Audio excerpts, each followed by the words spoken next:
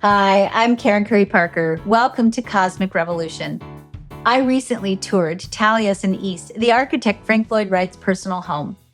His wife was murdered in this house, and it burned to the ground 2 different times during the 50 years that he lived there.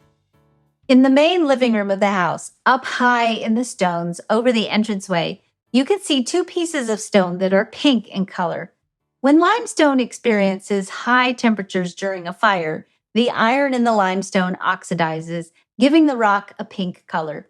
These seemingly out of place stones are actually stones from the original construction of the house, built into the new material when the house was reconstructed after the fires.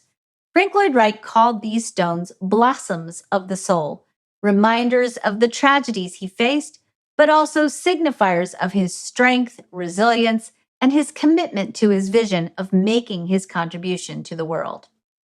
When we experience disruptive events, it takes time to sort through the debris to find the blossoms of the soul, the lessons and the blessings from the pain of the past.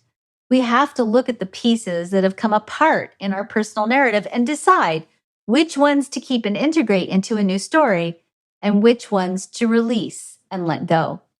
We are living in a time when collective and personal disruption is inevitable. As coaches, we have to know how to best facilitate this sorting process. Disruption literally can cause us to go through the 5 stages of grief: denial, anger, bargaining, depression, and eventually acceptance.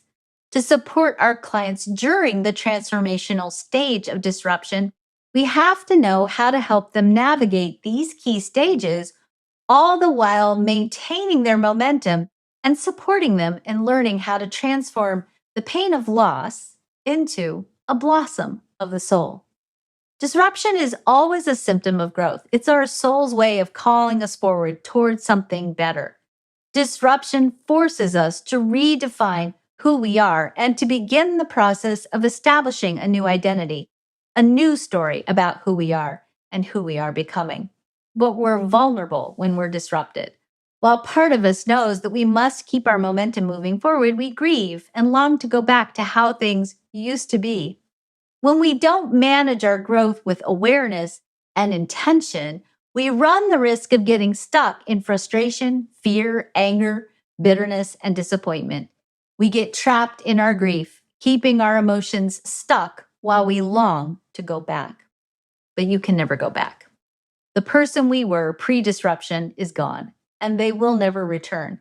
The challenge now becomes to integrate the blessings and the lessons and use disruption as a way to intentionally clarify what we want next. We are running away from the pain of the past and simultaneously deciding what's in front of us that's worth running towards. Disruption is so integral into our evolution that we can see patterns of disruption built into our quantum human design charts. Every chart has a built-in conundrum, aspects of the chart that seemingly conflict with each other. These aspects give us lessons that we have to grapple with every time we go through a cycle of maturation and growth. For example, if your chart has a lot of individual or mutative definition in it, mixed with tribal gates and channels, your chart sets you up to always grapple with needing to follow your own path while at the same time yearning to feel like everyone else. This classic conundrum creates a soul curriculum of learning how to be alone with yourself without being lonely, and how to really know which people are your people and how to stay true to your authentic self no matter what's going on around you.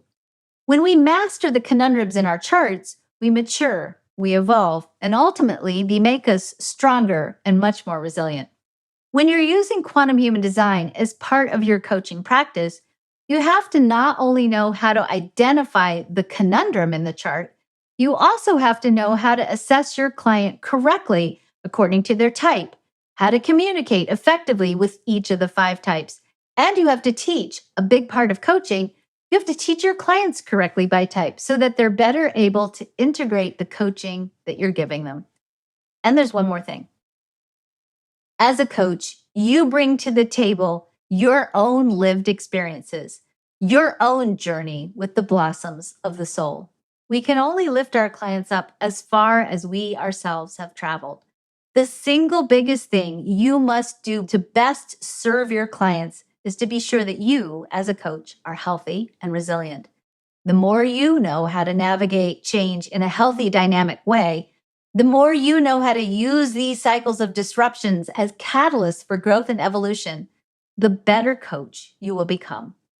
If you'd like to learn more about how you can use the science of quantum human design as an integrative tool into your coaching practice, or you just want to learn the secrets of coaching with quantum human design, join me for my upcoming Quantum Human Design Coach Challenge. You're going to learn important coaching skills for disruptive times and how to best serve your clients to help them regain sovereignty over their own evolution and growth. You'll also learn about what I like to call the gap in coaching in the coaching industry and the gap in the business of coaching. This gap that no one talks about is the single thing that might be keeping you from starting or scaling your coaching practice effectively.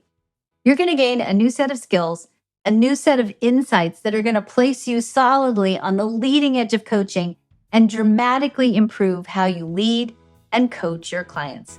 Most importantly, you'll learn how to disrupt with intention and purpose so that you can avoid chaos and fear, and you can better help your clients untangle themselves from outdated cultural narratives that keep them playing small.